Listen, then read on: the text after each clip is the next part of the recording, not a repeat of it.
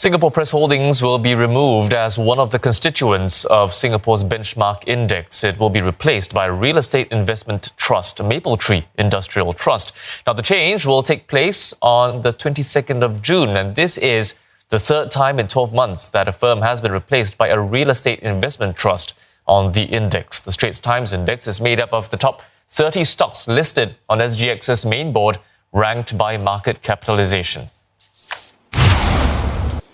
Well, for more insights, we're joined by Geoff Howie. He's market strategist at SGX. Good evening, Geoff. Good to talk to you this evening. Not good news for SPH. How has it come to this for Singapore Press Holdings?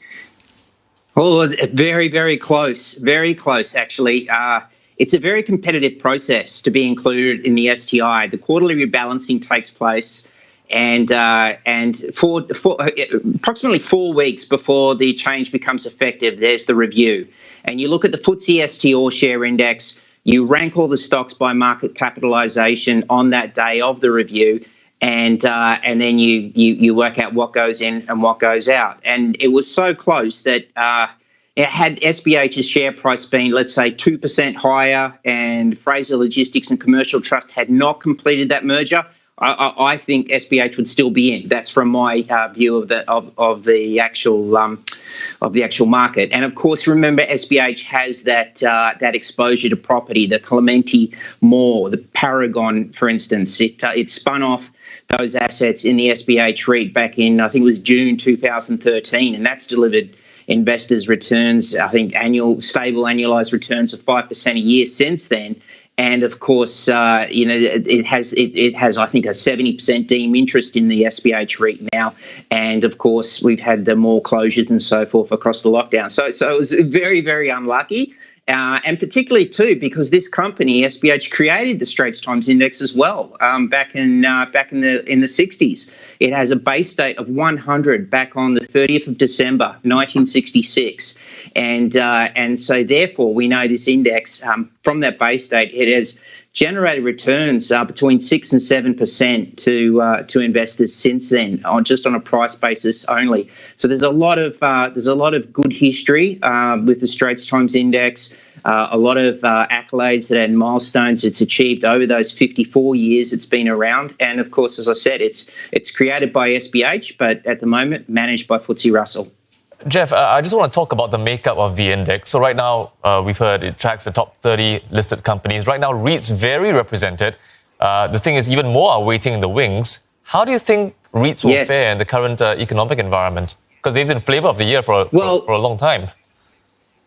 Correct, they were, especially with the low interest rates. And then interest rates started to go up and retail started to lose interest.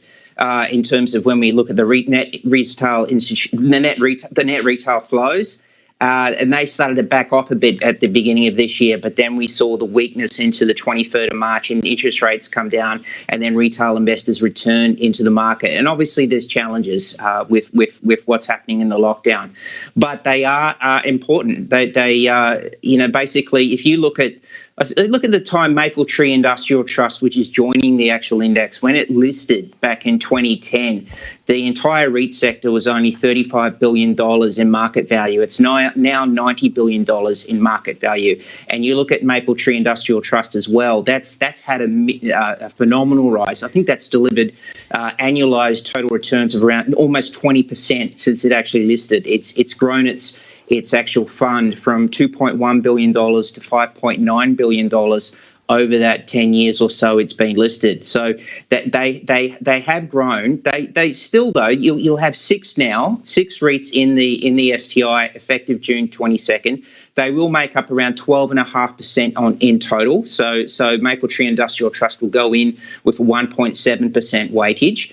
And it's still 12.5%, but at least we are diversified in this index somewhat. We know when interest rates go up, that can be slightly better for the net interest margins of the banks, which have a much higher, let's say, 30 to 40% weighting in the index. But then it's not so good for the REITs and vice versa. So it's good to see different sector dynamics in the STI because we do have it as a highly diversified index. It's also had a number of milestones this week. It's actually Asia Pacific's strongest market for the whole week. It's up 9%, which beats anything across the board for all the other benchmarks. And it has it does have a long history of passive investors who do see its long-term diversified benefits. Our STI ETF that we originally launched back in April of 2002, that reached a terrific milestone this week. It basically saw an all-time high in its funds under management. It basically crossed over that Singapore $1 billion mark. Definitely exciting times, shall we say, for investors looking at the index. Geoff, thanks very much for speaking to us this evening. We've been speaking there with Geoff Howie, market strategist at SGX.